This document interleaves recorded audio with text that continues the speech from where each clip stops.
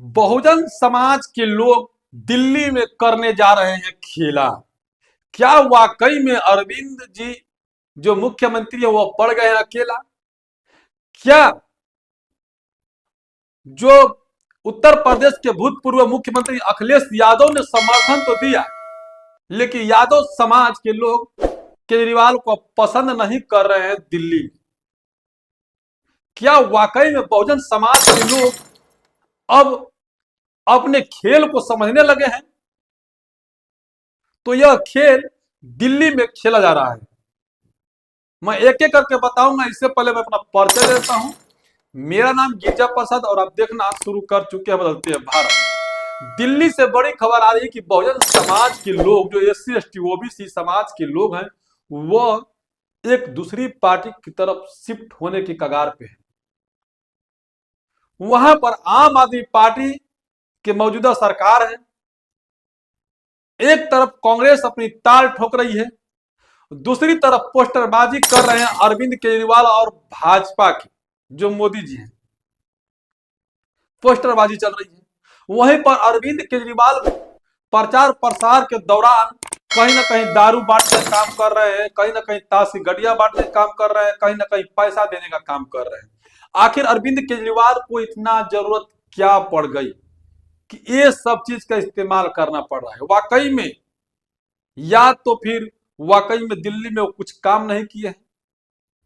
तो बहुजन समाज पार्टी के तमाम कार्यकर्ताओं ने एक अलग प्रक्रिया का लहर झोंक दिया है, चाहे सोशल मीडिया पे हो, चाहे मेन स्ट्रीम मीडिया पर हो, चाहे ग्राउंड रिपोर्टिंग पे।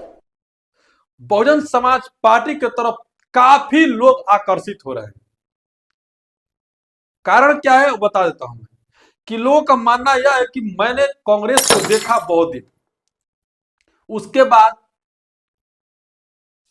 आम आदमी पार्टी भी आई और जिस उम्मीद पर आम आदमी पार्टी को चुना गया वह आम आदमी पार्टी अब नहीं रही। जो वादे कर रही है वो गरीबों के लिए नहीं बल्कि केवल और केवल अपर कास्ट के लिए कर रही है।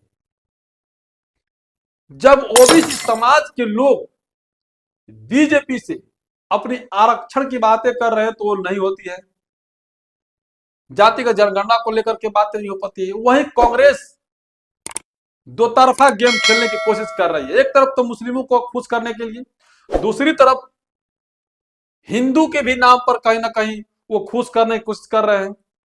जो SC ST OBC समाज के लोग उनकी जातिगत जनगणना की बात कर रहे हैं, लेकिन वही कांग्रेस है कि कभी जातिगत जनगणना करने से मना कर दिया था। आखिर क्या मजबूरी है कि कांग्रेस जातिगत जनगणना कराना चाहती है, बीजेपी नहीं कराना चाहती है? खेल समझना पड़ेगा। और ये दिल्ली के जो बहुजन समाज के लोग हैं वो इस खेल को अब समझने लगे और अपना रुख बहुजन समाज पार्टी की तरफ करने लगे।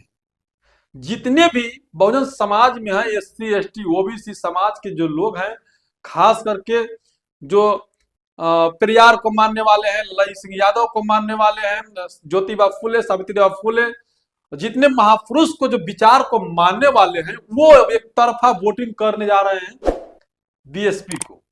अब ये सोशल मीडिया पे चलने लगा है, लोग अपनी आवाजें को रखने लगे, बहुत बढ़िया तरीका से रख रहे हैं कि जो मायावती जी ने उत्तर प्रदेश में काम किया अगर वह काम दिल्ली में हो जाता तो सुविधा सभी के पास मिलता। दिल्ली वासियों की इतनी बद से बदतर हालत हो गई है, पानी से लेकर लाइट से लेकर के गलियों में जाओगे तो वहां पे गंदगी से लेकर के तमाम तरह की उलझने में पड़े हुए हैं दिल्ली वासी। और खास करके जो मिडिल क्लास के लोग हैं SC ST OBC के लोग वो ज्यादा है। तो अब बहुजन समाज पार्टी के तरफ युवा है, वो जो समझदार है, वो जो समाज से संगठन में जुड़े हुए हैं वो, और जो वाम सेप के लोग हैं वो, ऐसे कई संगठन बहुजन समाज पार्टी की तरफ अपना रुख कर दिया है। ये देखने को मिल रहा है। वहीं पर बता दूं कि भीम आर्मी के कई लोग संपर्क में है भाजपा के, और वह साफ कह रहे हैं कि भीम आर्मी एक संगठन है, जहां पार्टी है वहां पर, लेकिन दिल्ली में बीएसपी है और बीएसपी को वोट देने के लिए हम लोग तैयार हैं। इस बार वाल्मीकि समाज के लोग भी ताल ठोक रहे हैं कि इस बार अरविंद केजरीवाल नहीं बल्कि मायावती जी नजर आएंगी। इस बार झाड़ू नहीं बल्कि हाथी चलती हुई नजर आएगी, वाल्मीकि समाज का कहना है। ओबीसी समाज का कहना यह है कि ओबीसी समाज में जितने सभी लोग हैं किसान वर्ग के लोग हैं, तमाम लगभग 80% लोग, उनका मानना यह है कि जब मायावती जी की सरकार हुआ करता था तो बिना बोले ही हमें जो मुआवजा मिलना चाहिए, जो संसाधन मिलना चाहिए, वह बिना कहे सुने हम लोग सोचते हैं और वो मिल जाता है।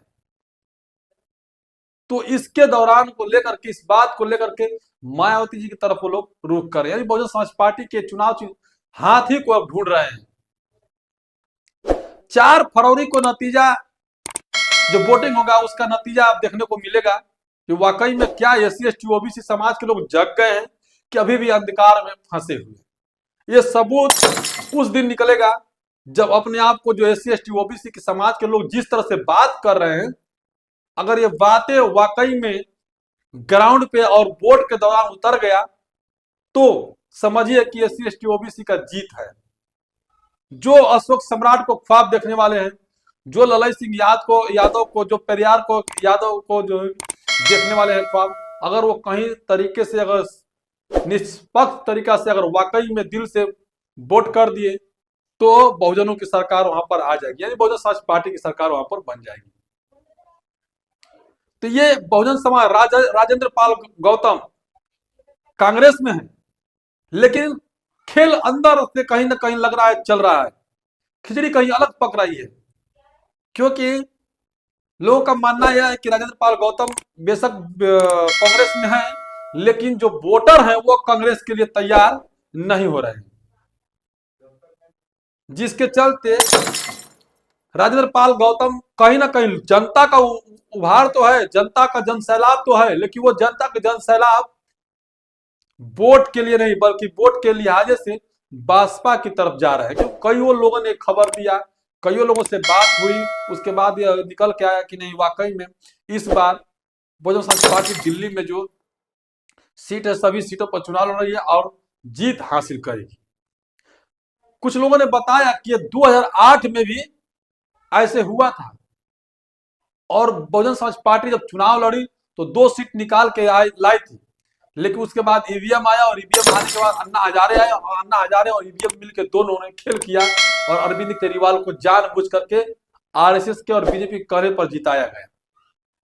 तो बहुत इंपॉर्टेंट बात है कि अन्ना हजारे को लाया गया, ईवीएम को लाया गया, उसके बाद जो है कि वहां पर धरना प्रदर्शन कराया गया, फिर बीजेपी के कहने पर, आरएसएस के कहने पर आम आदमी पार्टी जो केजरीवाल है उनको खड़ा कराया गया, जिसमें कुमार विश्वास है, उनका वीडियो भी वायरल होता है कि वो लोग बैठ के कमरे में सेटिंग करते हैं, उस बात को वीडियो भी वायरल होती है और इस साजिश के तहत आम आदमी पार्टी के अरविंद केजरीवाल को मुख्यमंत्री बनाया जाता है।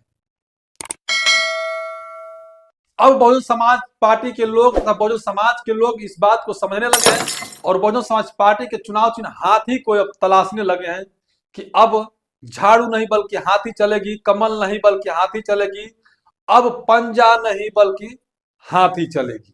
तो दिल्ली में इस बार हवा हाथी की है। बाकी आप लोग कैसे देखते हैं कमेंट का जरूर बताइएगा और बदलते भारत से पहली बार है तो चैनल को सब्सक्राइब जरूर कीजिएगा और वीडियो को ज्यादा लोगों तक शेयर जरूर कीजिएगा। पूरा वीडियो बने रहने के लिए धन्यवाद।